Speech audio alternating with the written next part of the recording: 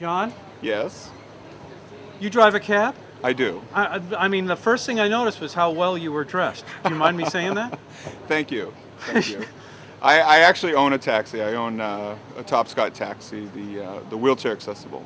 The wheelchair, right? It's the Sprinter van. You The Sprinter have the van. same kind of truck yes, as me. Yes, I do. And I have another one too that I run in the summer. It's So, a Ford. why are you? I mean, I noticed your dress, and you said that you guys just passed a. Well, a I'm committee meeting? also president of the Nantucket Taxi Owners Association. All right.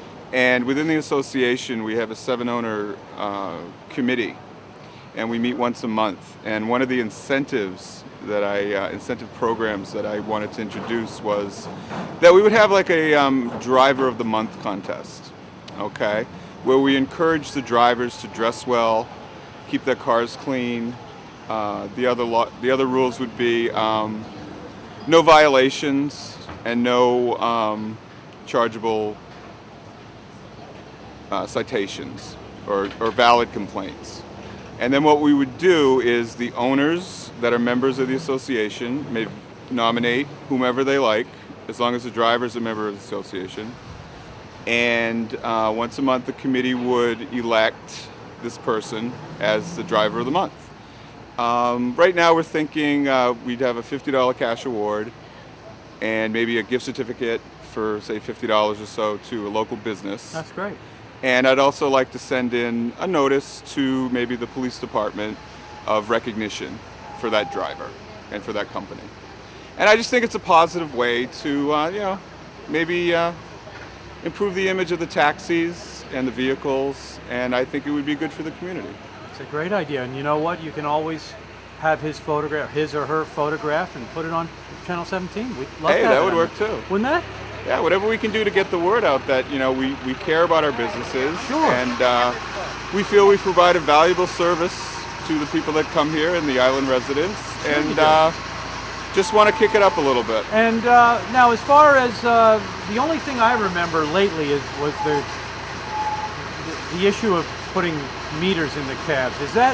Where are we on that anyway? Is that ever... Where we are on that is last year, the town went ahead with the encouragement of the association and the police department to set up a town committee, a town taxi advisory committee, where we take taxi issues and we make recommendations to the town manager, who in turn would make a recommendation to the Board of Selectmen. We've gone through that process with the first 5 recommendations, and the public hearing is scheduled for June 2nd at the Board of Selectmen meeting. The regulations that we are recommending, we still have a deadline for meters that they left in there for June 1st. We're recommending that the town not go to meters. We're also recommending to try to clear up any confusion, a detailed receipt, which fits on a business card, which tells you exactly what you're being charged for. Mm-hmm. Okay, the extra person, the dog, the dirt road, etc. The dirt road? Well, there is a $3 dirt road charge. There is? At the driver's discretion. Wow. Most people don't abuse that. Yeah, I've unfortunately, never even heard of that. yeah. But it is on the rate sheet. Okay. The other thing is that we are going to ask that the operators and owners annually, when they renew their operator permit, that they sign a piece of paper that's going to be on the back of the regulations that says that they read and understand them. All right. Okay, and the other And thing... the reason for not wanting the meters is the price that it would cost, basically, right? It's the cost. See, meters are designed for fleets, where you have backup vehicles, where you can quickly get them on the road. The main problem, but not the only problem that we ran into, was getting weights and measures, who have to come from weights and measures from the state, to certify the meters. We take half the cars off the road in the winter. We put personal plates on them because of insurance costs. And then once they go back on the road, each car individually would have to be certified. Okay, so we have 49 owners and 62 taxis. Also, if a car happened to break down and needed to be replaced in the summer, weights and measures pretty much couldn't guarantee when they could come down here. It was either when they were coming down to do something else, like read the gas pumps or some other thing that they needed to do. So unfortunately, with the 49 owners, 37 have one vehicle. So it would be pretty much of a burden to be out of business while you're waiting for someone to come down from the state. 11 of us have 2, and A1's the only one that has 4 in one person's name. I see. So that also there was a problem with how to measure the waiting time. If you think about it, if you're clocking waiting time the same time you're doing mileage, you got a sunny day, traffic's light, it's going to cost you a lot less. You get stuck in traffic, or even with the construction, we had a milestone. Took me a good 35 minutes to get the sconset. That's going to be included. Right.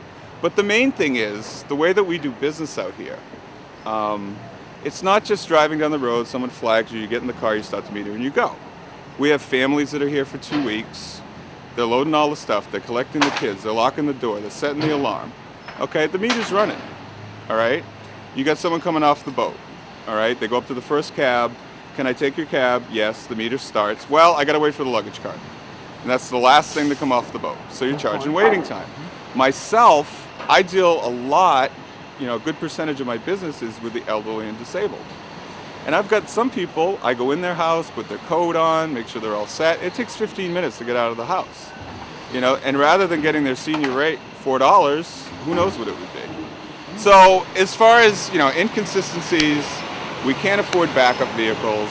We can't guarantee the state can certify them. And we don't exactly know how they would work.